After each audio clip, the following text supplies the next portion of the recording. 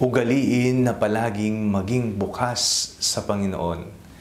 Ako po si Father Fiel Pareha at ito po ang ating segment, ang Daily Devotion, na kung saan tayo po ay magdarasal, magbabasa at magninilay kasama ng salita ng Diyos sa buong taon. Manalangin tayo. Sa ngalan ng Ama, ng Anak at ng Espiritu Santo. Amen.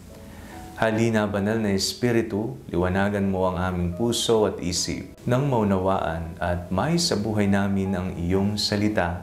Amen. Our Bible passage for today is from the Gospel of St. Mark chapter 7, verses 31 to 35, and I read it for you. Then he returned from the region of Tyre and went by way of Sidon towards the Sea of Galilee, in the region of the Decapolis. They brought to him a deaf man who had an impediment in his speech, and they begged him to lay his hand on him. He took him aside in private, away from the crowd, and put his fingers into his ears, and he spat and touched his tongue. Then, looking up to heaven, he sighed and said to him, "Ephphatha," that is, be open.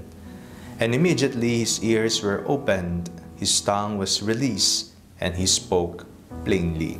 Napakahalaga po na tayo po'y laging bukas.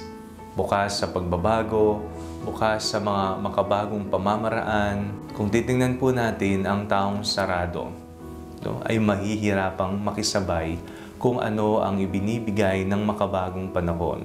Nahirapan kang mag-cellphone, hindi mo alam, gamitin ang bagong application, ang social media, maging bukas, magpaturo ka.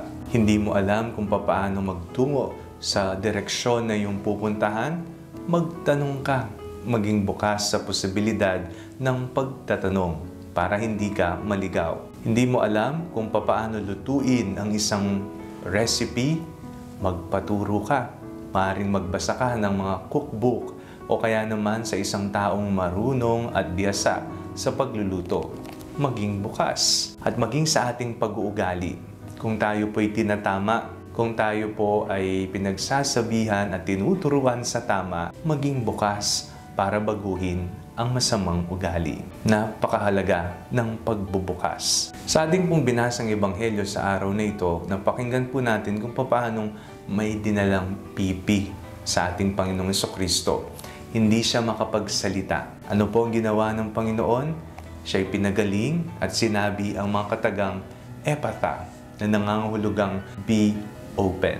Napakahalaga po ng pagbubukas sa ating pananampalataya. Bukas ka ba sa kalooban ng Diyos sa iyong buhay? O sinasara mo ang iyong pagkatao sapagkat alam mong itatama ka ng Panginoon at nais mong palaging sundin ang iyong kalooban dahil may personal na interes, personal na hangarin.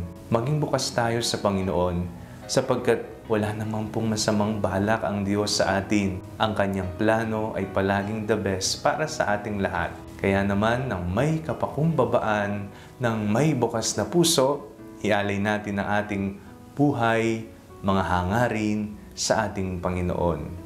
Maging palaging bukas. Manalangin tayo. Panginoong Jesucristo, huwag nawang manigas at magsara ang aming puso sa iyong banal na kalooban. Palagi nawa naming buksan ito para sa iyo nang may sa katuparan ang iyong banal na nais dito sa mundo. Amen. Sa ngalan ng Ama, ng Anak at ng Espiritu Santo. Amen. Huwag po ninyong kalimutang i-like ang video ito, mag-comment po kayo and share it with your family and friends. Ang Panalangin Bago Matulog ay may sariling Facebook page na po. Huwag niyo pong kakalimutang mag-like at mag-follow dito, and do not forget to subscribe to our YouTube channel. I-click niyo lamang po ang link na nasa description ng video ito, o kaya naman po, just search Father Fiel Pareha. God bless you po.